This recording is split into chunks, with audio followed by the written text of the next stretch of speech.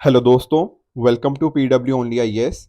Date है आज की 21 अप्रैल 2023 एंड आप सभी का स्वागत है आज के प्रीलिम बूस्टर न्यूज़ डिस्कशन के अंदर। देखिए, जैसा कि आप सभी जानते हो, आज सिविल सर्विसेज डे है।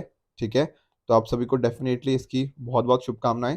एंड कहीं ना कहीं ये आपको दिखाता भी है कि सिविल सर्वेंट होने के साथ साथ ना आपके पास बहुत सारी पावर्स आती हैं, बट उसके साथ साथ आती हैं बहुत सारी रिस्पॉन्सिबिलिटीज़।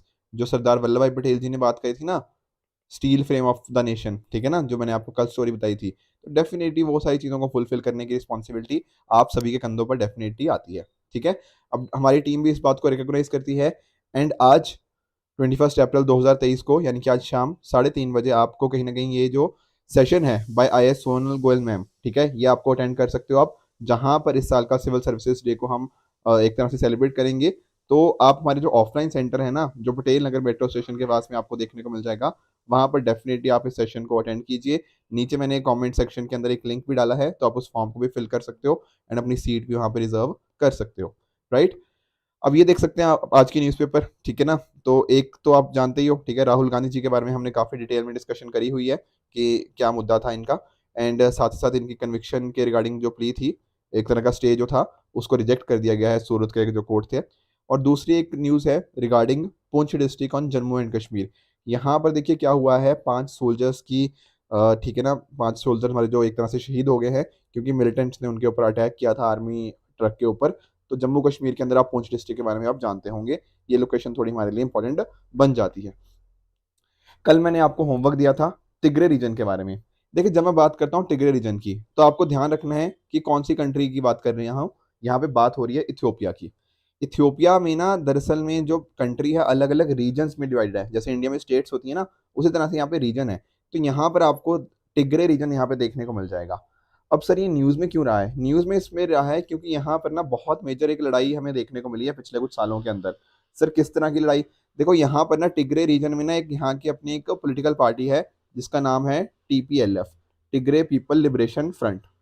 अब इस पर्टिकुलर ये जो पॉलिटिकल पार्टी है, यहाँ पर इनके पास खुद अपनी काफ़ी कुछ पावर्स हैं, ठीक है, ऑटोनॉमी वगैरह इनको काफ़ी अच्छी खासी मिल रही है। पर इनको ऐसा लगने लगा कि नहीं, जो इथियोपिया की जो सेंट्रल गवर्नमेंट है, एक तरह से वो इंटरफेयर कर रही है। तो आपस में बहुत मेजर कॉन्फ्लिक्ट छिड़ गया, ठीक है, कंट्री के विद इन ही आप देख रहे हो सिविल वॉर यहाँ पे देखने को मिल गई। प्लस साथ ही साथ जो इट्रिया थी, वो भी एक तरह से इन्होंने इन्वॉल्व कर दिया, क्योंकि बिल्कुल बॉर्डर कंट्री है। तो काफी लंबे टाइम तक इनके बीच में कॉन्फ्लिक्ट देखने को मिला, एक तरह का सिविल वार की सिचुएशन थी। तो टिग्रे रीजन बहुत बार न्यूज में आया है पिछले 2 सालों के अंदर, 2 या 3 सालों के अंतर्गत मल्टीपल टाइम से न्यूज में आया। तो डेफिनेटली हमें इसकी लोकेशन अच्छे से पता होनी चाहिए। एक छोटी सी चीज और, that is horn of Africa. देखो, जब मैं बात करता हूँ हॉर्न ऑफ अफ्रीका की, तो यहाँ पर आपको पता होना चाहिए 4 देशों के बारे में। सर कौन से 4 देश? देखो, इथियोपिया, ठीक है, ठीक है, उसी तरह से आपका इरित्रिया हो गया, ठीक है, साथ ही साथ आपको जिबूती दिख रहा है यहाँ पे, और चौथा दिख रहा है सोमालिया। ये 4 कंट्रीज का पता होना चाहिए। I repeat, Ethiopia, Eritrea, Djibouti and Somalia, ये 4 कंट्रीज की बात करेंगे आप जब कहीं ना कहीं हॉर्न ऑफ अफ्रीका की बात करेंगे। दरअसल में बात ये थी ना कि टिग्रे रीजन का इम्पैक्ट ये हॉर्न ऑफ अफ्रीका की कंट्रीज के ऊपर देखने को मिला है। तो कहीं ना कहीं ये इस वजह से हमारे लिए इंपॉर्टेंट हो जाता है। क्लियर है? अब कल के लिए ना देखो, एक छोटा सा ही होमवर्क है। आप देख रहे हो पिछले कई महीनों के अंदर या पिछले 2-3 सालों के अंदर ईडी हो गया, सीबीआई हो गया, इनके ऊपर ना बहुत सारे क्वेश्चन मार्क उठ रहे हैं। ठीक है, हमें देखो उस प्लेरियम पर्सपेक्टिव से ये चीज़ इंपॉर्टेंट नहीं है कि इनके ऊपर इंडिपेंडेंस के ऊपर क्वेश्चन उठ रहे हैं। तो डेफिनेटली हमारे लिए इंपॉर्टेंट है, no doubt about it. But कहीं ना कहीं आप मुझे ये बताओगे कि ईडी कौन सी मिनिस्ट्री के अंतर्गत आती है और सीबीआई कौन सी मिनिस्ट्री के अंतर्गत आती है, ठीक है ना। ये क्वेश्चन इंपॉर्टेंट है, और इनका काम क्या है, क्या स्टैट्यूटरी बॉडी है या नहीं है, कैसे इनका फॉर्म किया गया है, ये भी थोड़ी सी डिटेल आप मुझे बताओगे, क्योंकि ये बॉडीज बहुत ज़्यादा न्यूज़ में आई है। अभी आप देख रहे हैं, अभी राहुल गांधी की हम बात कर रहे थे, ठीक है ना, तो उनके कॉन्टेक्स्ट में भी आई है, और भी अदर पॉलिटिकल पार्टीज के कॉन्टेक्स्ट में बहुत बार न्यूज़ में आई है। तो डेफिनेटली इनके बारे में हमें अच्छे से पता होना चाहिए। राइट, नेक्स्ट टॉपिक की तरफ बढ़ते हैं, दैट इज संगठन से समृद्धि कैंपेन। देखो, एक बात ना, इस कैंपेन को समझने से पहले हमें सेल्फ हेल्प ग्रुप्स के बारे में समझना जरूरी है। वैसे तो मैंने आपको पहले भी एसएचजीस के बारे में बताया है, तो मैं थोड़ा सा फिर से रिपीट कर देता हूँ। देखो, जो सेल्फ हेल्प ग्रुप्स होते हैं वो क्या होते हैं? एक तरह के वॉलेंटरी एसोसिएशन होते हैं। वॉलेंटरी मतलब आप अपनी मनमर्जी से साथ में आते हो। सर साथ में क्यों आ रहे हैं? साथ में इसलिए आ रहे हैं क्योंकि वो अपने रिसोर्सेज को ना पूल करना चाहते हैं। जैसे फॉर एग्जाम्पल, मान लो एक कोई महिला है। अब इस महिला के पास बहुत ही कम स्किल्स हैं, या फिर अपने जो फाइनेंसेस हैं, जो पैसे हैं, इसके पास बहुत कम है। पर सोचो ऐसी अगर 15 महिलाएं साथ में आ जाएं, 20 महिलाएं इस तरह से साथ में आ जाएं, तो कहीं ना कहीं इनके जो भी स्किल्स होंगे, इनके कहीं ना कहीं जो पैसे होंगे, जो फाइनेंसेस होंगे, जो रिसोर्सेज होंगे, वो एक तरह से पूल हो जाएंगे, बिल्कुल हो जाएंगे। और इनको यूज करते हुए वो कोई ना कोई अपना कॉमन ऑब्जेक्टिव को अचीव कर पाएंगे। इसी को बोलते हैं सेल्फ हेल्प ग्रुप्स। जनरली जो सेल्फ हेल्प ग्रुप्स होते हैं ना, वो सिमिलर इकोनॉमिक बैकग्राउंड के लोगों में देखने को मिलते हैं। कहने का मीनिंग क्या, इनका बैकग्राउंड सेम होता है, लगभग सिमिलर, मतलब कि इनकी भी इतनी इनकम है, दूसरी महिला की भी उतनी इनकम है। जनरली ये महिलाओं के कॉन्टेक्स्ट में होते हैं। तो वुमेन एम्पावरमेंट का ये बहुत ही इंपॉर्टेंट यहाँ पे टूल माना जाता है, सेल्फ हेल्प ग्रुप, जहां पर सब लोग मिलकर काम करते हैं। और खुद सोचो ना, जैसे ये सब लोग साथ में आएंगे, कहीं ना कहीं इनके अंदर एक तरह का कॉन्फिडेंस आएगा। कल को बैंक भी इनको लोन दे पाएगा आसानी से, इनके पास भी अच्छा खासा पैसा होगा, उससे कोई ना कोई ये अपना व्यवसाय स्टार्ट कर पाएंगे। इनको बोलते हैं सेल्फ हेल्प ग्रुप्स। तो पॉइंट समझना कि वुमेन एम्पावरमेंट हो गया, रूरल डेवलपमेंट हो गया, फाइनेंशियल इंक्लूजन हो गया, इन सभी पर्पसेस के लिए सेल्फ हेल्प ग्रुप्स का बहुत काम आते हैं। जैसे फॉर एग्जांपल आप लिज्जत पापड़ की बात कर लीजिए, आप सेवा के बारे में जानते होंगे, सेल्फ एम्प्लॉयड वुमेन एसोसिएशन, ये सारे आप कहीं ना कहीं एग्जांपल्स देख सकते हो हमारे सेल्फ हेल्प ग्रुप्स के अंतर्गत। ठीक है, ये बात समझ आई। ठीक है, अब ये जो मिनिस्ट्री ऑफ रूरल डेवलपमेंट है ना, इसने लॉन्च किया है संगठन से समृद्धि कैंपेन। अब इस कैंपेन को किसके अंतर्गत लॉन्च किया गया है, दीनदयाल अंत्योदय योजना, नेशनल रूरल लाइवलीहुड मिशन। अब इसका काम क्या है, काम ये है कि कहीं ना कहीं हम अपने रूरल हाउस होल्ड्स को एम्पावर करें। अगर हम कोशिश करें हमारी जो रूरल वुमेन है उनको सेल्फ हेल्प ग्रुप्स के अंतर्गत लेके आए। आपने बेनिफिट्स तो समझ लिए सेल्फ हेल्प ग्रुप्स के। खुद सोचना, अगर ये महिलाएं अगर सेल्फ हेल्प ग्रुप्स का पार्ट बन जाएंगी, कितने सारे बेनिफिट्स उनको देखने को मिल जाएंगे। बिल्कुल।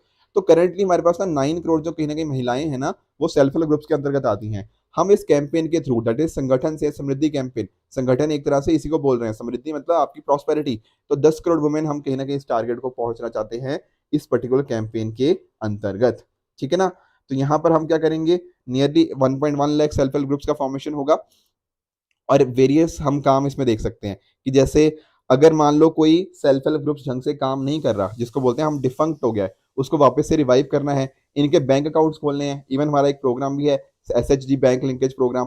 ठीक है, इनको ट्रेनिंग देनी है, एक तरह की इनकी जो बॉडी मीटिंग्स होती हैं, ठीक है ना, एक्सपीरियंस शेयरिंग होगा, ताकि जो लोग नहीं है सेल्फ हेल्प ग्रुप में वो भी जुड़े इन पर्टिकुलर लोगों के एक्सपीरियंसेस को देखते हुए। तो ये सारी चीजें हमें देखने को मिल जाती हैं। रूरल पॉपुलेशन आप जानते हो नियरली 65% है। और अगर ये महिलाएं एम्पावर्ड हो जाएंगी तो ओवरऑल हम डेफिनेटली एक्सपेक्ट करेंगे कि हमारी रूरल डेवलपमेंट यहाँ पर हो सकती है। तो कोशिश पता क्या है, कोशिश ये है कि हर रूरल हाउस होल्ड से कम एक महिला तो सेल्फ हेल्प ग्रुप को ज्वाइन करे ही करे। ठीक है, एंड इनकी जो इनकम हो वो कम से कम 1 लाख रुपया पर साल का, इतना तो मिनिमम अर्न कर पाए। आप लोग सोच रहे होंगे कि सर 1 लाख रुपया पर साल ये तो बहुत कम है। देखो, अगर कोई पर्सन आज बिल्कुल भी अर्न नहीं कर रहा या हार्डली कुछ 2,000 4,000 रुपए अर्न कर रहा है, तो उसको कहीं ना कहीं अगर हम 1 लाख रुपया पर साल तक लेके जाएंगे ना, तो डेफिनेटली इंपावरमेंट होगी, देश की GDP बढ़ेगी, आने वाले सालों में वो फर्दर और इंपावर हो पाएंगे। ये यहाँ पर इसका ऑब्जेक्टिव है संगठन से समृद्धि कैंपेन का। आई बात समझ में। ठीक है, चलते हैं हमारे नेक्स्ट टॉपिक की तरफ, that is 9th schedule of the constitution. देखो, 9 शेड्यूल्स और इनफैक्ट ना बाकी सभी शेड्यूल्स भी आपको डेफिनेटली पता होने चाहिए, क्योंकि मल्टीपल टाइम्स यूपीएससी ने इसके रिगार्डिंग क्वेश्चन पूछ रखा है। देखो, एक बार मैं क्विकली आपको सारे शेड्यूल्स बता देता हूँ। ठीक है, बस 1 मिनट लगेगा। देखो, मैंने आपको ट्रिक पहले भी बताई थी, आप याद कर सकते हो। हमारा ये जो 9 नहीं सॉरी 12th के 12 शेड्यूल्स हैं, इनको आप टीयर्स ऑफ ओल्ड पीएम के थ्रू याद रख सकते हो। देखो, पहला शेड्यूल बात करता है आपका टेरिटरीज एंड स्टेट्स के बारे में। ठीक है ना। जो सेकंड शेड्यूल है वो बात करता है आपका अमोलमेंट्स की। थर्ड शेड्यूल आपकी बात करता है एफर्मेशन हो गया, आपके ओथ्स हो गया, इनकी बात करी जाती है। शेड्यूल 4 आपका बात करता है राज्यसभा की जो स्टेट्स होती हैं, सॉरी राज्यसभा की जो सीट्स होती हैं उनको कैसे स्टेट्स के अंदर एलोकेट किया जाता है उसके रिगार्डिंग। फिफ्थ शेड्यूल आपका बात करता है शेड्यूल्ड एरियाज की। सिक्स शेड्यूल बात करता है आपके अदर ट्राइबल जो एरियाज होते हैं, कहीं ना कहीं जो हम देखते हैं ना शेड्यूल 6 के अंदर, ऑटोनमस डिस्ट्रिक्ट काउंसिल, उन सभी की बात यहाँ पे हो जाती है। सेवन शेड्यूल आप जानते हो, आपकी लिस्ट हो जाती है, जैसे फेडरल लिस्ट हो गया, सॉरी सॉरी यूनियन लिस्ट हो गया, स्टेट लिस्ट हो गया, एंड कॉन्करेंट लिस्ट हो गया। तो फेडरल सिस्टम की बात कर लेते हैं। शेड्यूल 8 की वजह हम बात करते हैं, हम बात करते हैं ऑफिशियल लैंग्वेजेस की। ठीक है। शेड्यूल 9 लैंड रिफॉर्म से संबंधित है, जो अभी हम देखेंगे अभी। ठीक है। शेड्यूल 10 जो है वो एंटी डिफेक्शन से रिगार्डिंग है, डिफेक्शन कह लो। शेड्यूल 11 जो है वो पंचायती राज से है। ठीक है, 2 या 3 दिनों के अंदर हम पंचायती राज के बारे में और डिस्कशन करेंगे, क्योंकि उसके 30 साल कंप्लीट हो रहे हैं। और शेड्यूल 12 आपका म्यूनिसिपैलिटी से संबंधित है। ठीक है, तो कई बार ऐसा भी पूछ लेता है कौन से शेड्यूल के अंतर्गत है, तो इसलिए आपको टीयर्स ऑफ ओल्ड पीएम के थ्रू आप याद रख सकते हो 12 के 12 शेड्यूल। आई बात समझ में। अब एक बार शेड्यूल 9 देख लेते हैं। देखो, छत्तीसगढ़ के CM जी ने एक ना PM को लिखा है कि वो 2 अमेंडमेंट बिल्स को शेड्यूल 9 के अंतर्गत लेके आए। अब है क्या आखिर शेड्यूल 9? देखो एक्चुअल में हुआ क्या ना, जैसे मैं बात कर रहा था ना अभी लैंड रिफॉर्म्स की, तो बहुत सारे ना कोर्ट केसेस उस टाइम हो सकते थे। ये दरअसल में बात हो रही है पंडित जवाहरलाल नेहरू जी के टाइम की। यूपीएससी ने पहले क्वेश्चन पूछ रखा है कि कब ये शेड्यूल 9 को ऐड किया गया था, तो पंडित जवाहरलाल नेहरू जी के टाइम की बात हो रही है। तो यहाँ पर इस शेड्यूल के अंतर्गत क्या किया गया, वो सेंट्रल और स्टेट लॉज को इसके अंदर ऐड किया गया जो कहीं ना कहीं चैलेंज नहीं हो सकते कोर्ट्स के थ्रू, उनको ऐड किया गया था इस एक्ट के अंतर्गत। कहने का मीनिंग क्या, हमारी ये कोशिश थी कि हम शेड्यूल 9 के अंतर्गत उनको ऐड कर दें जो कोर्ट्स के अंदर चैलेंज ना हो। आई बात समझ में? तो इस वजह से इनको किया गया था। तो पहले अमेंडमेंट के थ्रू 13 लॉज यहाँ पे ऐड किए गए थे, फिर धीरे धीरे हम और बहुत सारी चीज़ों को ऐड करते गए और करेंटली हमें 284 यहाँ पे लॉज देखने को मिल जाते हैं। अब इसको क्रिएट करने के लिए ना नया आर्टिकल था 31B, इसके साथ साथ आर्टिकल 31A ये लेकर आए ताकि जो एग्रेरियन रिफॉर्म्स है, एग्री रिफॉर्म्स हैं और साथ साथ जो जमींदारी सिस्टम का हम अबॉलिश कर रहे हैं उनको एक तरह से हम प्रोटेक्ट कर पाए। आई बात समझ में? तो ये कुछ पॉइंट्स थे, ठीक है ना। तो ये और इसके साथ ही एक बात आपको और नोटिस करनी है आर्टिकल 31B के रिगार्डिंग, दैट इज इसका क्या होता है, एक रेट्रोस्पेक्टिव ऑपरेशन होता है। देखो रेट्रोस्पेक्टिव मतलब इसका बैक डेट ऑपरेशन होता है। अब बैक डेट का मीनिंग क्या है, कहने का मीनिंग क्या कि अगर मान लो कोई लॉ है, ठीक है ना, वो 9th शेड्यूल के अंदर इंसर्ट किया जाता है पर सुप्रीम कोर्ट या किसी कोर्ट ने उसको ऑलरेडी अनकॉन्स्टिट्यूशनल डिक्लेयर कर दिया है, तो अगर आप इसको 9th शेड्यूल के अंतर्गत ऐड करते हो तब भी वो ऐसा माना जाएगा कि वो पहले से ही 9th शेड्यूल के अंतर्गत थे और इसलिए वो वैलिड हो जाएंगे। तो बैक डेट के अंदर जाके आपने कहीं ना कहीं ना उसका ऑपरेशन आपने उसका स्टार्ट करवा दिया, इसको बोलते हैं रेट्रोस्पेक्टिव ऑपरेशन। पर ध्यान रखना धीरे धीरे हमारे पास बहुत सारे जजमेंट्स आए, जैसे फॉर एग्जांपल आप जानते हो केशवानंद भारती केस के अंतर्गत हमने बात करी ना बेसिक स्ट्रक्चर की, फिर उसके बाद वमन राव केस हो गया, ठीक है ना, IR कोहिलो केस हो गया। इसके थ्रू हमने ना अब ये बात कर रही है कि ऐसा नहीं है कि ये 9 शेड्यूल के अंतर्गत डाल दिया तो अब हमारे जो कोर्ट्स हैं इसको बिल्कुल स्क्रूटनी कर ही नहीं सकते, ऐसा नहीं है। सुप्रीम कोर्ट ने ये बात बोल रखी है कि अगर कोई इनमें से कुछ भी है जो फंडामेंटल राइट्स को वायलेट करता है या फिर हमारे basic structure of the doctrine है उसको एक तरह से हैम्पर करता है, तो वहां पर क्या हो सकता है, सुप्रीम कोर्ट उसको नल एंड वाइड यहाँ पे डिक्लेयर किया जा सकता है। आई बात समझ में? एक यूपीएससी ये प्रीवियस ईयर क्वेश्चन है 2018 का, एक बार इसको ट्राई करने की कोशिश करो, ठीक है। मुझे नीचे कमेंट्स में बताना इसका सही आंसर क्या है। उसके अलावा भी मल्टीपल टाइम्स ना 9 शेड्यूल के रिगार्डिंग क्वेश्चन आ चुका है, तो डेफिनेटली आप इस पर्टिकुलर इन्फॉर्मेशन के साथ उन क्वेश्चंस को भी आंसर कर सकते हो, राइट। चलते हैं हमारे अगले टॉपिक की तरफ, दैट इज PTPNER। अब सर ये क्या है? देखो PTP का मतलब है promotion of tribal products from north eastern region. Sir अच्छा अब समझ आ गया। तो जो हमारे मोटा मिनिस्टर है ना, मिनिस्ट्री ऑफ ट्राइबल अफेयर्स के मिनिस्टर हैं, उन्होंने ये स्कीम लॉन्च करी है, marketing and logistic development for promotion of tribal product from north east region. ठीक है, देखो नाम से क्लियर हो जाएगा, ट्राइबल प्रोडक्ट्स जो नॉर्थ ईस्ट रीजन से आते हैं कहीं ना कहीं उनके प्रमोशन की बात है। खुद सोचना, देखो जो हमारे ट्राइबल है इनके पास ना बहुत अच्छी खासी नॉलेज होती है, बहुत अच्छे खासे प्रोडक्ट्स बना पाते हैं, पर इनको ना ढंग से मार्केटिंग नहीं मिल पाती। नहीं तो इनके अगर थोड़ा बहुत इनके प्रोडक्ट्स के अंदर अगर हम वैल्यू एडिशन कर पाए तो खुद सोचो इनकी इनकम को हम कितना ज़्यादा इन्हेंस कर सकते हैं, ठीक है ना। आजकल तो बहुत सारे ई कॉमर्स के प्लेटफॉर्म जैसे अमेजोन हो गया, फ्लिपकार्ट हो गया, ये भी ट्राइबल्स के साथ कहीं ना कहीं टाई अप कर रहे हैं कि इनकी भी इनकम बढ़े और ये जो हमारे ई कॉमर्स प्लेटफॉर्म्स हैं ये भी अच्छे से अर्न कर पाए, ठीक है। तो यहाँ पर भी यही कोशिश है कि हम अपने ट्राइबल प्रोडक्ट्स को थोड़ी और उनकी मार्केटिंग और उनकी लॉजिस्टिक डेवलपमेंट के ऊपर फोकस करें इस पर्टिकुलर स्कीम के थ्रू। ध्यान रखिएगा ये एक सेंटर सेक्टर स्कीम है। सेंटर सेक्टर का मतलब कि जितना भी पैसा होगा वो यहाँ पे कहाँ से आएगा, वो हमारा पूरा पूरा सेंट्रल गवर्नमेंट के थ्रू आएगा। नोडल मिनिस्ट्री आप समझ ही गए हो, मोटा मिनिस्ट्री है, ठीक है ना। कोशिश यहाँ पे क्या है कि हमारे इनके लाइवलीहुड अपॉर्चुनिटीज जो हैं ट्राइबल लोगों की उनको हम इन्हेंस कर पाएं। और बात यहाँ पे किसकी हो रही है, नॉर्थ ईस्टर्न रीजन की। तो नॉर्थ ईस्टर्न रीजन के जो 8 स्टेट्स आती हैं, दैट इज अरुणाचल प्रदेश, असम, मणिपुर, मेघालय, मिजोरम, नागालैंड, त्रिपुरा और सिक्किम, ये सारी 8 स्टेट्स यहाँ पे कवर हो जाती हैं। नोडल एजेंसी यहाँ पे ट्राइफेड हमें देखने को मिल जाएगी, ठीक है। ट्राइफेड के बारे में आप सभी जानते ही होंगे। तो यहाँ पर अलग अलग ट्राइबल आर्टिसन मेलाज हो गया, ये यहाँ पर करे जाएंगे ताकि इनके जो प्रोडक्ट्स हैं उनको हम एक तरह से शोकेस कर पाए, लोगों के अंदर उनके रिगार्डिंग अवेयरनेस आए, इनको कहीं ना कहीं स्किल्स हो गया, कुछ ऑन्टरप्रेन्योरशिप डेवलपमेंट, ये सारी चीज़ें इनको प्रोवाइड करी जाएंगी ताकि अपनी इनकम को ये कहीं ना कहीं इनहेंस कर पाए। ये यहाँ पर फोकस है PTPNER का, राइट। अगले टॉपिक की तरफ बढ़ते हैं, that is animal birth control rights rules 2023। अब सेंट्रल गवर्नमेंट ने क्या किया है ना, ये नए रूल्स लेके आई है, एनिमल बर्थ कंट्रोल रूल्स। हमारे पास पहले से रूल्स थे एनिमल बर्थ कंट्रोल रूल्स 2001, उसको एक तरह से हम सुपरसीड कर रहे हैं। और कौन सा एक्ट है यहाँ पे, prevention of cruelty to animal act, ठीक है ना। तो ये एक्ट काफी ज्यादा इंपॉर्टेंट है। सर क्यों एक्ट इंपॉर्टेंट है? देखो हमारे पास ना एक बहुत ही इंपॉर्टेंट बॉडी है, that is animal welfare board of India. ठीक है, ये यूपीएससी ने ये भी पूछ रखा है ऑलरेडी प्रीवियस ईयर क्वेश्चन के अंदर, थोड़ा पुराना है, आई थिंक 13-14 के आसपास का क्वेश्चन है, बट इसके रिगार्डिंग क्वेश्चन पूछा हुआ है animal welfare board of India के रिगार्डिंग। देखो यहाँ पर क्या है ना, ये जो पर्टिकुलर बॉडी है ये एक स्टेचुटरी बॉडी है, बेसिकली एक एक्ट के थ्रू आई थी। ठीक है ना, ये कौन सी मिनिस्ट्री के अंतर्गत है, हमारी मिनिस्ट्री ऑफ जो fisheries, animal husbandry and dairying के अंतर्गत ये बॉडी आती है। अब ये बॉडी को कहाँ से आप पावर मिलती है, ये पावर मिलती है इसी एक्ट से, prevention of cruelty to animal act. ठीक है, वहां पर आई थिंक ना पूछा था यूपीएससी ने कि ये जो बोर्ड है शायद वाइल्ड लाइफ प्रोटेक्शन एक्ट के थ्रू बना है, ऐसा कुछ पूछा था, बट नहीं, ये आपको ध्यान रखना है, prevention of cruelty to animal act के थ्रू ये बोर्ड बना है। फोकस क्या है कि एक तरह के कहीं कुछ है रूल्स लेकर आए, ताकि ये जो हमारे एनिमल्स हैं इनको कैसे हम ह्यूमन वे में ट्रीट कर पाए। ठीक है ना, इनको जिस तरह से हम ट्रीट करते हैं काफी गलत वे से अक्सर ट्रीट किया जाता है एनिमल्स को, वैसा ना हो, इनको हरास ना किया जाए, एनिमल्स को हम कहीं ना कहीं टॉर्चर ना करें, ये सारी यहाँ पे फोकस है animal welfare board of India का। आई बात समझ में। अभी जो रिसेंट फिर सर रूल्स हैं, वो रूल्स भी एक्चुअली में इसीलिए हैं कि जैसे हमारे जो ना स्ट्रे डॉग्स हो गया या स्ट्रे एनिमल्स हो गया, उनको नेगेटिव इंपैक्ट उनके ऊपर ना हो, उनको हरास ना किया जाए, इनको टॉर्चर ना किया जाए, ये सारी बातें। कुछ मैं आपको एग्जांपल देता हूँ, कुछ जो इंपॉर्टेंट प्रोविजंस हैं। तो यहाँ पर जैसे फॉर एग्जांपल इनको इम्यूनाइजेशन कैसे करनी है स्ट्रे डॉग्स की, ठीक है ना, तो कौन करेगा, जो भी लोकल बॉडीज म्यूनिसपैलिटीज हैं उनके द्वारा करी जाएगी, उनके रिगार्डिंग प्रॉपर प्रोग्राम्स बनाए जाएंगे, एनिमल बर्थ कंट्रोल प्रोग्राम्स। साथ में ही अगर कहीं ना कहीं कुछ क्रुएल्टी, मतलब कोई निर्दय होके मतलब इसके साथ इस प्रोग्राम को कैरी करता है, उसको ठीक करना पड़ेगा, निर्दय होके नहीं करना, बिल्कुल अच्छे से, मतलब आपको ना बिल्कुल दया के तरीके से आपको ये चीज़ करनी है। साथ में ही जो म्यूनिसिपल कॉर्पोरेशन है उसको इम्प्लीमेंट करना है एनिमल बर्थ कंट्रोल प्रोग्राम को, और साथ ही साथ एंटी रेबीज प्रोग्राम, ये दोनों ज्वाइंटली चलेंगे। ठीक है ना, तो रेबीज आप जानते हो बहुत एक मेजर बीमारी हो जाती है इनके काटने से, तो उसको हम कहीं ना कहीं उसके रिगार्डिंग हम प्रोग्राम को रन करेंगे।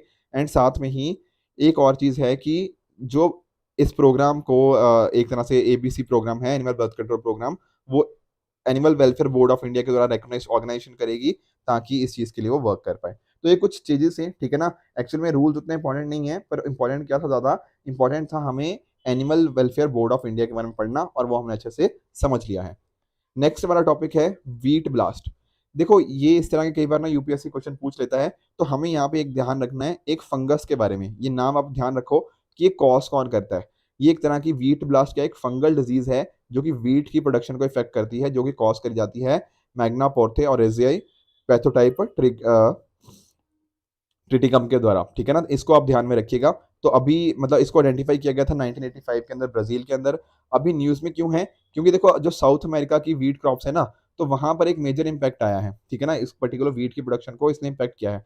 पर ऐसा डाउट हो रहा है कहीं ना कहीं ये पूरी दुनिया में ना फैल जाए, और जो वीट की प्रोडक्शन है उसको कहीं ना कहीं इम्पैक्ट कर ना दे। ठीक है ना, तो जो फंगस की हम बात कर रहे थे ना, ये वाइल्ड और कल्टिवेटेड ग्रास को इम्पैक्ट करता है मोस्टली। देखो वीट को करता है, कई बार राइस को भी थोड़ा इम्पैक्ट कर देता है साथ में। ठीक है, तो कैसे फैलता है, ये फैलता है इन्फेक्टेड सीड्स के थ्रू हो गया, क्रॉप रेसिड्यू के थ्रू यहाँ पे फैलता हुआ हमें देखने को मिल जाता है। ठीक है, तो यहाँ पे जैसे मैं बात करता हूँ ना साउथ अमेरिकन कंट्रीज की, तो ये बोलीविया, पेरुग्वे, अर्जेंटीना, यहाँ पर मेजर ये स्प्रेड करता है। एशिया के अंतर्गत भी हमें इसका स्प्रेड देखने को मिला था बांग्लादेश के अंदर 2016 के टाइम पे, तो ये भी आपको थोड़ा पता होना चाहिए। थोड़ा सा अगर देखो आप वीट के बारे में जानने की कोशिश करो, देखो कुछ दिन पहले अराउंड आई थिंक 15 या 20 दिन पहले मैंने आपको जायद क्रॉप्स हो गया, राबी क्रॉप्स हो गया, खारिफ क्रॉप्स हो गया, इनके कुछ एग्जांपल्स दिए थे। ठीक है ना, तो आप सभी क्या जानते होंगे, सभी जानते होंगे कि वीट कैसी क्रॉप है, बताओ। ठीक है, कमेंट्स में मुझे बताओ कि कैसी क्रॉप है। बिल्कुल सिंपल, राबी क्रॉप है ना, डेफिनेटली। तो हमारी मेन सीरियल क्रॉप है इंडिया के अंतर्गत, राइस के बाद सेकंड मोस्ट इंपॉर्टेंट हमें सीरियल क्रॉप यहाँ पे देखने को मिल जाती है। जैसा मैं आपको बता भी रहा था, इसको सो किया जाता है अक्टूबर से दिसंबर में, मतलब थोड़ा ठंड का जब स्टार्टिंग होती है, स्पेशली जैसे पंजाब हो गया, इस पर्टिकुलर रीजन, यूपी हो गया, हरियाणा हो गया, यहाँ पर हमें देखने को मिलता है। एंड आजकल के टाइम जैसे अभी ना, जैसे बैसाखी हुई अभी एक वीक पहले आई थिंक अराउंड, तो तब कहीं ना कहीं वहाँ पे हार्वेस्टिंग का सीजन हमें यहाँ पे देखने को मिल जाता है। इसको rainfall around 50 centimetre to 100 centimetre की चाहिए होती है। साथ में जो सॉइल होती है वो क्ले लोमी हो गया, ठीक है, लोमी बेसिकली मेजरली अच्छा स्ट्रक्चर होना चाहिए, और वाटर होल्डिंग कैपेसिटी मॉडरेट होनी चाहिए। सेंट्रल और वेस्टर्न इंडिया के अंतर्गत मेजरली हमें देखने को मिल जाती है, थोड़ी हार्ड होती है, हाई प्रोटीन होता है और हाई ग्लूटन कंटेंट होता है, और वीट ग्रोइंग स्टेट्स के बारे में तो आप सभी जानते ही होंगे। तो ये कुछ क्वेश्चंस थे, सॉरी ये कुछ टॉपिक्स थे जो हमें आज डिस्कस करने थे। कल मैंने आपको एक प्रीवियस ईयर क्वेश्चन दिया था G20 के रिगार्डिंग। तो देखो G20 इस साल के लिए तो डेफिनेटली इंपॉर्टेंट है ही है। ठीक है, मल्टीपल टाइम्स मैंने आपको डिस्कशन भी किया हुआ है, बहुत ज़्यादा डिटेल में नहीं डिस्कस करेंगे, बट आप जानते हो इसका फॉर्मेशन हमें 1999 में देखने को मिलता है, उस टाइम जो फाइनेंशियल क्राइसिस हमें देखने को मिला था, ईस्ट एशिया हो गया, साउथ ईस्ट एशियन कंट्रीज हो गया, तो उसके बाद इसका फॉर्मेशन हुआ था। फिर बाद में अराउंड ना 2008 के अराउंड कहीं ना कहीं इसको समिट लेवल पे हम लेके गए हैं। तो ध्यान रखिएगा, G20 के अंतर्गत 19 कंट्रीज हैं, प्लस साथ में यूरोपियन यूनियन हमें देखने को मिल जाता है। अब कई बार ना हमें काफ़ी मुश्किल आती है, देखो 20 की 20 कंट्री याद करने के अंतर्गत, तो थोड़ा सा मैं आपको हेल्प करता हूँ, ठीक है। कुछ कंट्रीज तो डेफिनेटली आपको याद रखनी पड़ेंगी, बट कुछ कंट्रीज की मैं आपको हेल्प कर सकता हूँ। जैसे देखो, आपको आई एम वेरी श्योर आप सभी को ना G7 कंट्रीज के बारे में पता होगा। सर G7 आप हाँ जी बता दो एक बार। देखो आप जानते हो, यहाँ पे कनाडा हो गया, आपका फ्रांस हो गया, आपका जर्मनी हो गया, आपका इटली हो गया, आपका जापान हो गया, आपका यूके हो गया, और साथ साथ हो गया आपका यूएसए, ठीक है। ये 7 कंट्रीज हमें देखने को मिलती हैं, और साथ में यूरोपियन यूनियन भी होता है कई बार, ठीक है ना। तो ये 7 कंट्रीज तो आप जानते हो G7 की। इसमें आप ऐड कर दो क्या, ब्रिक्स। सर ब्रिक्स भी हमें पता है, ब्रिक्स क्या होता है, हाँ जी बताइए। ये हो गया ब्राजील, ठीक है। उसके साथ ही आपका आ गया रशिया आ गया, साथ में आपका आ गया इंडिया, साथ में आपका क्या आ गया, आपका चाइना आ गया, एंड साथ में आपका आ गया साउथ अफ्रीका। तो देखो 7 कंट्रीज ये हैं, 5 कंट्री ये 12, और यूरोपियन यूनियन तो है ही है।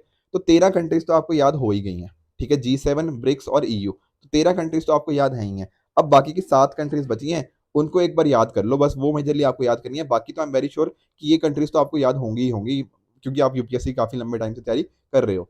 तो इसके अलावा देखो आपको देखने को मिल जाएगा यहाँ पे अर्जेंटीना हो गया, आपको देखने को मिल जाएगा क्या, आपको ऑस्ट्रेलिया देखने को मिल जाएगा, आपको देखने को मिल जाएगा यहाँ पे इंडोनेशिया हो गया, साथ में ही आपको साउथ कोरिया, ठीक है। आपका जो मेक्सिको है वो देखने को मिल जाएगा, आपको सऊदी अरेबिया देखने को मिल जाएगा, एंड लास्टली आपको देखने को मिल जाएगा टर्की, ठीक है। तो 7, 5, 1, 13, और ये आखिरी के 7, ये ऐसे याद कर लो, कहीं ना कहीं 20 की 20 कंट्रीज आप याद कर सकते हो। तो देखो यहाँ पे पूछा गया कि कौन सी कंट्रीज यहाँ पे इसकी मेंबर है, तो देखो यहाँ पर ऑप्शन डी में देखो सिंगापुर, सिंगापुर के इसकी मेंबर है, नहीं है, तो ऑप्शन डी गलत। या थर्ड स्टेटमेंट देखो, क्या ईरान इसका मेंबर है, क्या वियतनाम इसका मेंबर है, नहीं है, तो ये भी गलत हो गया। क्या न्यूजीलैंड या मलेशिया इसका मेंबर है, नहीं है, ये भी गलत हो गया। पर ये सारी Argentina, Mexico, south Africa and Turkey, ये चारों के चारों यहाँ पे इसकी मेंबर हैं। तो इसका आंसर क्या बन जाएगा, option number A will be the correct answer इस पर्टिकुलर क्वेश्चन का, ठीक है जी। तो ये हमने देख लिया। अब आज का जो हमने लेक्चर देखा है उसके बेस पे मैं आपको 5 क्वेश्चन दे रहा हूँ। इन 5 क्वेश्चंस का आंसर आप मुझे नीचे कमेंट सेक्शन में बताओगे, कौन सा ट्रू है, कौन सा फॉल्स है। साथ में मैंने जो आपको प्रीवियस ईयर क्वेश्चन दिया है विद रिगार्ड्स टू जो 9th शेड्यूल हो गया, एंड साथ में जो ईडी और सीबीआई के रिगार्डिंग मैंने क्वेश्चन पूछा है, इन सभी क्वेश्चंस का भी आंसर मुझे आप नीचे कमेंट सेक्शन में बताओगे। कल जो मैंने आपको 5 क्वेश्चन दिए थे उनका आपको मैं क्विकली एक बार आंसर बता देता हूँ। मैनग्रोव पिटास, ठीक है, क्या इनका IUCN स्टेटस नियर थ्रेटेंड है, द आंसर इज यस, ठीक है ना। तो हमने कल देखा था कि एक तरह से जो मैनग्रोव पिटा बर्ड्स हैं एक तरह के, इनका पहली बार सेंसस कंडक्ट हुआ है उड़ीसा के अंतर्गत, जहां हमें अराउंड 179 के अराउंड हमें बर्ड्स देखने को मिले हैं। इप्सा, क्या ये ट्राइलेटरल डायलॉग फॉर्म है, इंडिया बांग्लादेश साउथ अफ्रीका, नहीं। क्या ये बांग्लादेश था, बिल्कुल भी नहीं सर, ये तो ब्राजील था, ठीक है ना। तो यहाँ पे स्टेटमेंट सेकंड हो जाएगी हमारी गलत।